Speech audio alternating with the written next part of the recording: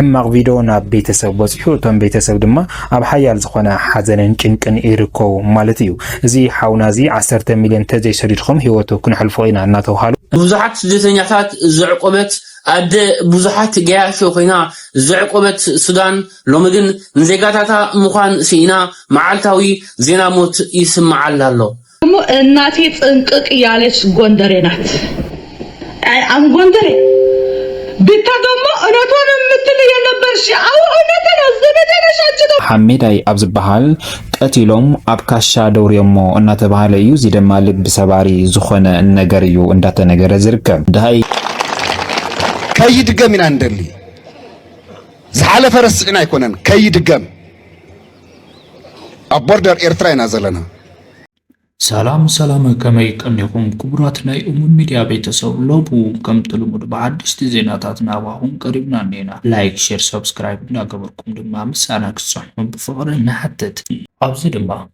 ሓደ ቲክቶከር ዝነበረ ሓውና አማይ ጠሊቁ ይባሃላሉ ብጣዕሚው መሰንበዲ ነዞም ስድራ ቤቶም ሳይኮን ይኽእሉ መሳብ ብጣዕሚው ዘጭንቅ ቅርሺ ስደዱ ተባሂሎም ነይሮም ዳርጋ 10 ቢልዮን እዚ ድማ አማይ ጠሊቁ ሞይቱ ይባሃላሉ ሞ ሰሜናዮን ዛት ቪዲዮ ክንኸይድ እቲ ብዕለት 15 ወርሒ 1 2018 ተጨውዩ እናተባሃለ ድሕሪ ዝተወሰነ መዓልቲ ድማ ኣብ ሊብያ ኣሎ ስለዚ ኣብ ሊብያ ተተሓይዙ ቅርሺ ስደድሉ እናተባሃለ ዝነበረ ሓውና ሎሚ እውን ብዘሰንብድ መልክዑ ናብ ስድራ ካሊእ መልእኽቲ ተላኢኹ ዘሎ እዚ መልእኽቲ እዚ ድማ ኣብ ሊብያ ቀድሚ ክልተ መዓልቲ በቲ ናይ ሓይል ባሕሪ ሊብያ ዝተተሓዘት ጀልባ ነይራ ኣብኡ ድማ እዚ ሰብ እዚ ነይሩ እዩ እናተባሃለ እዩ ብዝተፈላለየ ማሕበራዊ ሚድያ ሕማቕ ቪድዮ ናብ ቤተሰብ በፅሑ እቶም ቤተሰብ ድማ ኣብ ሓያል ዝኾነ ሓዘንን ጭንቅን ይርከቡ ማለት እዩ እዚ ሓውናዚ 10 ሚሊዮን ተዘይ ሰሪድኩም ህይወቱ ክንሕልፎ ኢና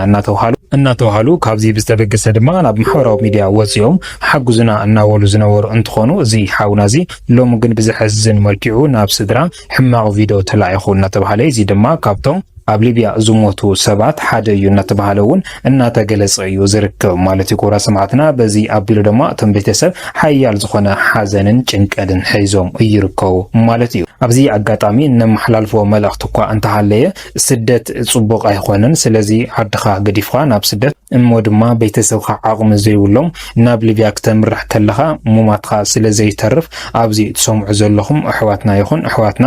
ኩልኹም ክትጥንቀቁ ይግባኣኩም እናበልና ኣብ ሊብያ ዘጋጥም ዘሎ ሎሚ ልዕሊ 49 ኢትዮጵያውያን እዮም ተታሒዞም ድሕሪኡ ድማ ተረሽኖም ዘለዉ ካብቶም 49 ድማ 22 ዝኣኽሉ ተጋርዮም እናተባሃሉ እዮም ካብቶም 22 ይምባርከስ እዚ ቲክቶከር አማኒኤል ኣሎ እናተባሃለ ናብቶም ቤተሰብ ሓዘን መርድዕ በጽሑ ናይ ሱዳን ህዝቢ ብጣዕሚ መስካክሒ ገበናት እዩ ዝፍጸመሉ ዘሎ እርስ በርሲኦም ዝባስ ዘለው ግን ብጣዕሚ እዮም ንህዝቢ ዝጎድኡ ዘለው ይቆትሉ ይርሽኑ ብጣዕሚ ዘይኮነ ግፍዕታት ይሰርሑ ኣለው እሞ ህዝብም ጠምዩ ኣሎ ንትግራይ ዝሓገዘ ንኤርትራ ዝሓገዘ እዩ ከም ህዝቢ መጠን ሕዚ ግን ብጣዕሚ ዝገርም ነገር እዩ ገጢምዎ ዘሎ ሱዳን ሕማቕ ኣላ እታ እትማሊ ንብዙሓት ስደተኛታት ዝዕቆበት አደ ብዙሓት ገያሾ ኮይና ዝዕቆበት ሱዳን ሎሚ ግን ንዜጋታታ ምዃን ሲና መዓልታዊ ዜና ሞት ይስማዓል ኣሎ ህዝቢ ሱዳን ማዕረ ክንደይ ለዋሃ ምዃኑ መቸም ልዕልና ክምስክረሉ ዝኽእል የለን ሎሚ ግን ነዛ ነብሱ ክነብረላ ዘይክእል ሃገር ኮይናቶ መዓልታዊ ደም ይነባዕ ኣሎ ኣብ ውሽጢ 48 ሰዓታት ልዕሊ 2000 ሰብ መይቱ ተቐቲሉ ክብሉኻ እንከለዉ ብጣዕሚ እዩ ዝሕዝን ሞኸኣ ነናሓድሕዶም ቀታሊ ሱዳናዊ ተቐታሊ ሱዳናዊ ብሰንኪ ፖለቲከኛታት ኣነ ክምርሕ እናበልካ ከምኡን ብሰንኪ ምትእትታው ናይ ካልእ ሃገራት ህዝቢ ሱዳን ደም ይነባዕ ኣሎ ብዙሕ ሰብ ዓለም እንታይ ትገብራላ ስቂላ ድያ ትዕዘብ ዝብል ይርኢየ ዓለም ዳ ንዓና እትፈልጥና ድያ ብፍላይ ኣፍሪካውያን እሞኸኣ ቀርኒ ኣፍሪካ ዓለም ኣይትፈልጥናን እያ ንሕና ግን መዋእልና ሙሉእ ንሕና ፍሉያት ህዝቢ ኢና ንሕና ከምዚ ዓይነት መራሕቲኦም ዘለውና መራሕትና ንዓለም ዘንቀጥቅጥ እዮም ዓለም ብኦኦምያ ትዛረብ እናበልና ብዙሕ ግዜ ኢና ንዛረብ ዝኾነ ሽግርን ፀገምን ከጋጥምን ከሎ ግን ቁሉይ ሒላ ትጥምተና ዓለም የላን ዓለም ኣብ ካልእ እያ ዘላ ዓለም ኣብቲ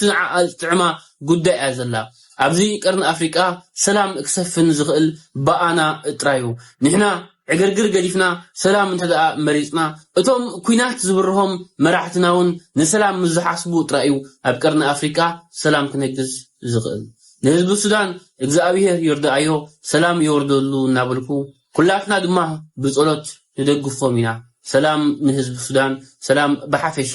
ንኹላትና ይወርደልና ኣይርሳእንና ጉዳይ ፊልሞን ብጣዕሚ መጨነቂ ጉዳይ እዩ ኮይኑ ዘሎ ሕጂ ድማ ሞይትሎ ዝብል ዜና ወፂኡሎ ኣብ ሓሚዳይ ኣብ ካሻ ተቐቲሉ ተረኺቡ ተባሂሉሎ ብጣዕሚ ዝገርም ርኢናዮ ንምፃእ እቲ ቪድዮ አሁን محزንን ልብ ሰባርን ዝኾነ ሓበሬታ እዩ ኣብ ማሕበራዊ ሚድያ እናተነጋገረ ዝርከብ ማለት እዩ እዚ ድማ እቲ ንልዕሊ 3 ወርሒ ጠፍዩ ዝጸንሐ ፊልሞን ሓውና ቤተሰብን መላእ ስድራን እስካብ ዝዓለት እዚኣ ድቃስ ኢኖምሉ ዝነበሩ እሞ ድማ ዳይ ፊልሞን ብተስፋ ዝጽበዩ ዝነበሩ ሎሚ እዚ ሰምዕዎ ዘለኹም ሕማቕ ሓበሬታ እንዳተሰምዐ እዩ እዚ ሓበሬታ እዚ ድማ ከምቲ ዝሰማዕኹሞ እንተኮይኑ ኣብ መቐለ ፍሉይ ቦታ ሓሜዳይ ኣብ ዝበሃል ቀቲሎም ኣብ ካሻ ደውርዮሞ እናተባሃለ እዩ እዚ ድማ ልብ ሰባሪ ዝኾነ ነገር እዩ እንዳተነገረ ዝርከብ ዳይ ምጥፋእ ፊልሞን እስካብ ዝዓለት እዚኣ 3 ወርሒ ዘቆፀረ እንትኸውን ነገር ግን ድማ ዳይ ምጥፋእ ፊልሞን ብዝተፈላለዩ ሓበሬታታት እንዳወፀ ከም ዝነበረ እውን ዝፍለጥ እዩ ነገር ግን እዚ ሓበሬታ እዚ ብህይወት ኣሎዶ የለን ዝብል ግን እስካብ ዝዓለት እዚኣ ዘይተሰምዐ ዝነበረ ምዃኑ የፍልጥ እዚ ሓውና እዚ ደግን ሎሚ ከም ዝስማዕ ዘሎ እንተኮይኑ ሞይቱ ኣብ ሜዳይ ተደውሪ ተረኺቡ እናተባሃለ እዩ ከም ዝፍለጥ ቅድሚ ዝተወሰነ መዓልቲ ሰወይቱ ናብ ማሕበራዊ ሚድያ ወፂያ 15 ሚልዮን እንተኮይና ህይወት ፊልሞን ክነረክብ ክንኽእል ኢና ኢሎም ኣፈራሪሖማ ከም ዝነበሩ ዝፍለጥ እንትኸውን ነገር ግን እዛ በዓልቲ ገዝኡ እዚኣ ድማ ዳይ ፊልሞን ኣፍልጥኒ ወይ ድማ ፊልሞን ብቪዲዮ ኣርኢኒ ናበለት ኣብ ክርክር ጉዳይ ከም ዝነበሩ እውን እንዳተነገረ ጸኒሑ እዩ ነገር ግን እዚ ሓውና እዚ ብዝሕዝን መልክዑ ከም ዝሰማዕኹም ኣፍቲ መእተው ግን ተቐቲሉ ኣብ ካሻ ተደውሪ ተረኺቡ እናተባሃለ እዩ ብዝሕዝን መልክዑ እዚ መን ረኺብዎ ከመይ ዝበለ ሓበሬታ እዩ ዝብል ድማ ናብ ውሽጢ ዳሃስስና ዝርዝራቱ ናባኹም ኩነብሎ ኢና ማለት እዩ ሞኒካዊት ዘይተስማዕና ነገር የለን እንዳሳቅና እንዳተዝናነና ኢና ምሳክን ቅኒ ንኸርም ማለት እዩ እዚ ድማ በእነይ ጎንደሬ ትብለና አላ ሰሚና ያን መለስ መብራት ይባላልው ግራ የገባችሁ ደግሞ እናቴ ጥንቅቅ ያለች ጎንደሬ ናት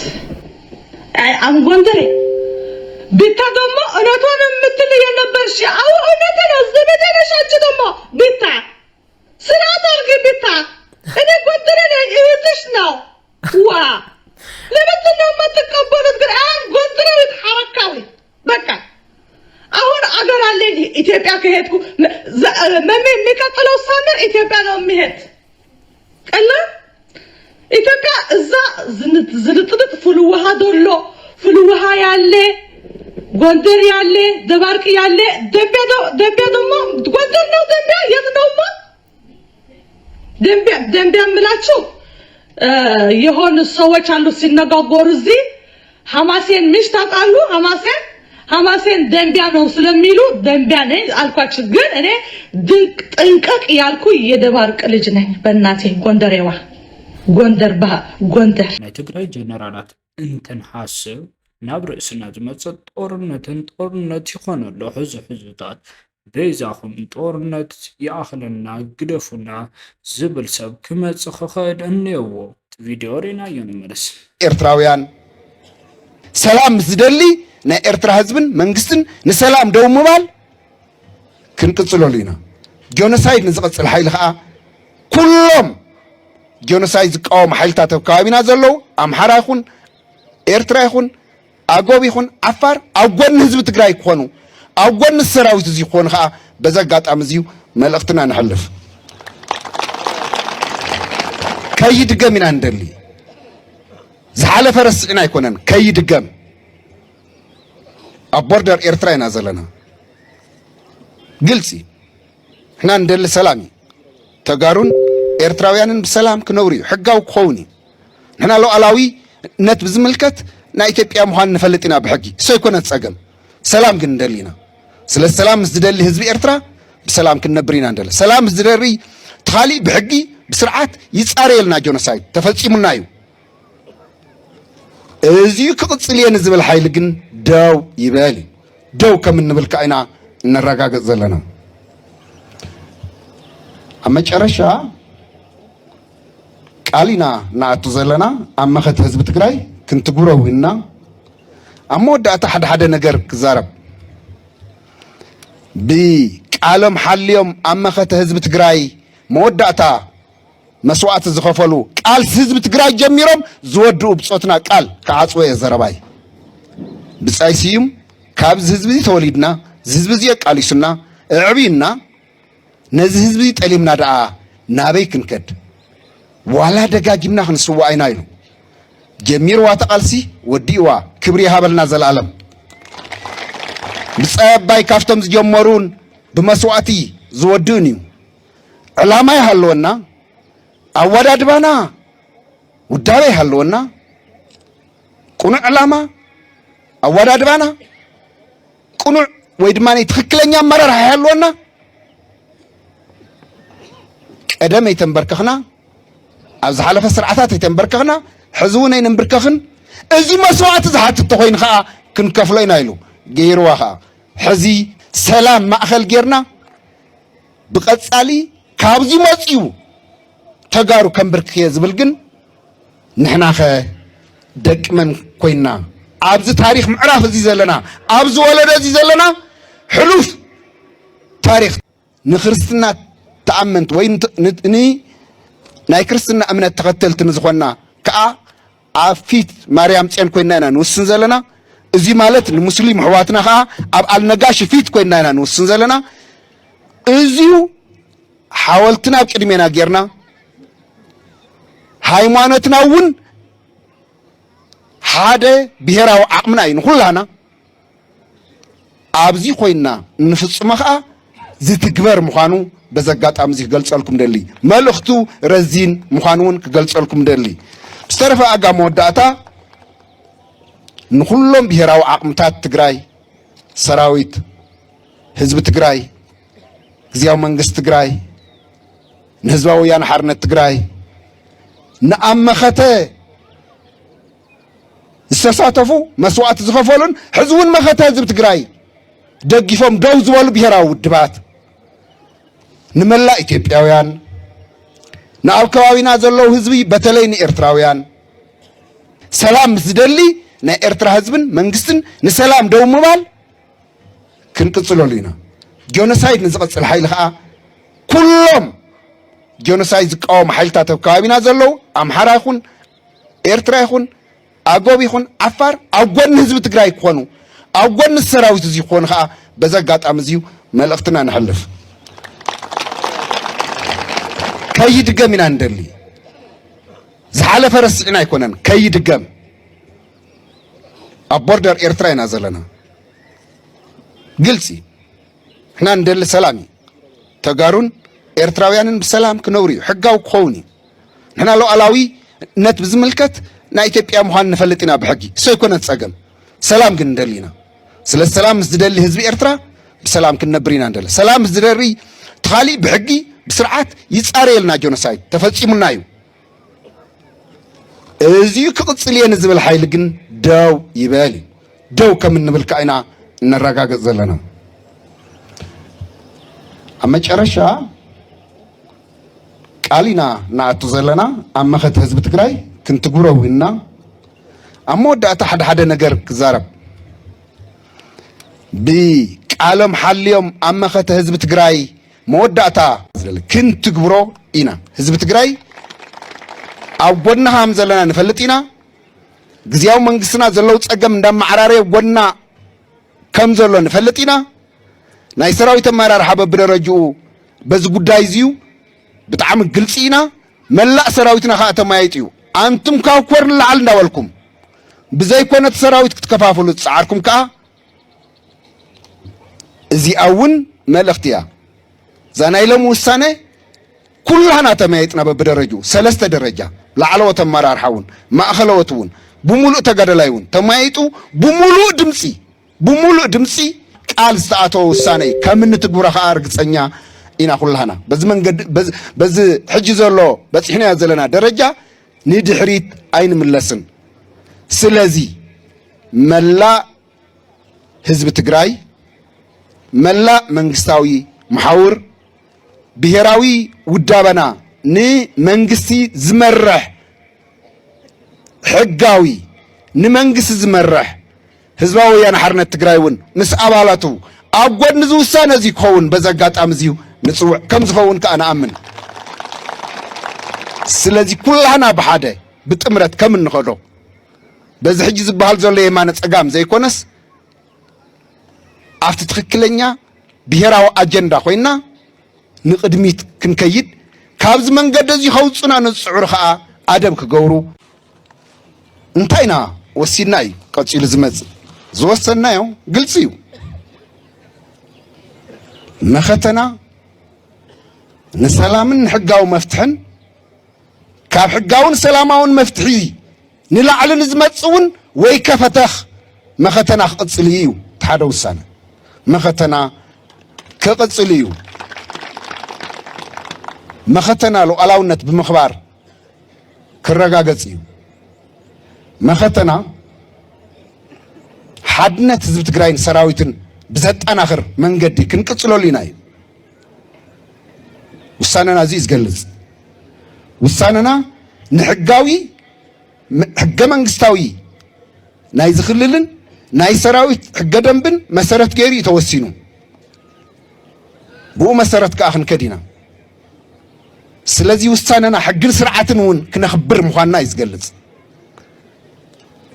መሰልካ ክኽበረልካ መጀመርያ ሕግን ስርዓትን ፈሊጥካ ብሕግን ስርዓትን ክትምራሕ ኣለካ ኣኽሱም ናይ ሕግን ስርዓትን መሰረትና ስለ ዝኾነ ኣብዚ ኮይና ደጊምና ንረጋግፅ ዘለና ማለት እዩ ተልእኾና ንምፍፃም ሓደ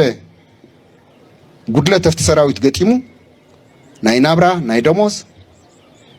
ናይ ንከበር ናይ መሬት እና ካልኦት ፀገማት ኦኬ ምልዓሉ ፅቡቕ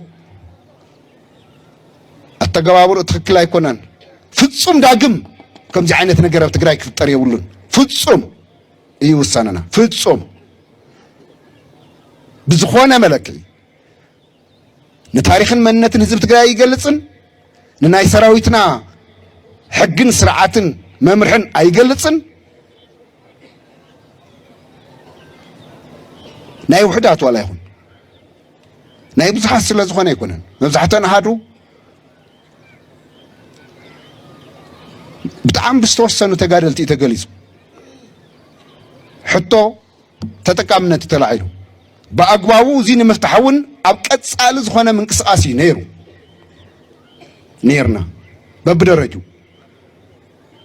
ንሃትና ፀገምን ናይቶም ሓድነት ህዝቢ ትግራይን ናይ መኸተ ቁልፊ ዝኾነ ሓይሊ ሰራዊትን እና ብሄራዊ ውዳበታትናን እዚኦም ሓቢሮም ትሕጂ ዘሎ ፀገም ፈትሖም ንቅድሚት ንምኻድ